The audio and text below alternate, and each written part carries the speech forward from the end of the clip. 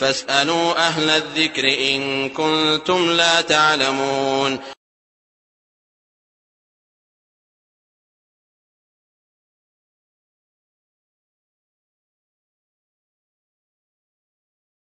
আসসালামু আলাইকুম রহমতুল্লাহি ওয়া বারাকাতুহু। এক ভাই প্রশ্ন করেছেন যে তিনি সৌদি থেকে প্রশ্ন করেছেন যে এক ভাই সালাম দিলে, এক ভাইকে কথা উল্লেখ করেছেন যে তাকে সালাম দিলে শুধু সে ওয়া রাহমাতুল্লাহ বলে রেখে দেয়, অন্য কিছু বলেন না জবাবে। তো তার এই সালামের উত্তরটা কি ঠিক আছে না নাই? দেখুন, সালামের উত্তর কিভাবে হবে সেটা আল্লাহ তাআলা নিজেই শিক্ষা দিয়েছেন। আল্লাহ তাআলা সূরা নিসার ৮৬ নম্বর আয়াতে উল্লেখ করেছেন, ওয়া ইযা হুয়্যিতুম বিতাহিয়্যাতিন ফাহাইয়্যু বিআহসানা মিনহা আও রুদ্দুহা।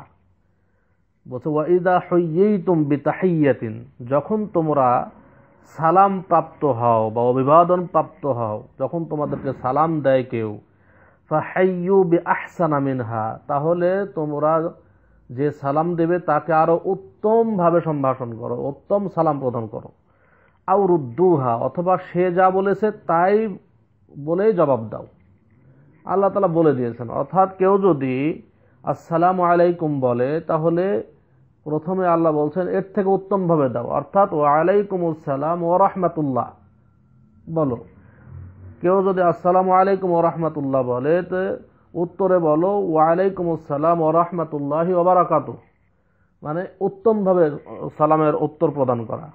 আর যদি উত্তমভাবে না করতে পারো তো কমপক্ষে সে যা বলেছে সে বলে তাই বলে উত্তর দাও, যতটুকু বলেছে। আসসালামু আলাইকুম বললে আপনিও বলবেন ওয়া আলাইকুমুস সালাম, এতটুক, মানে অনুরূপ উত্তর প্রদান।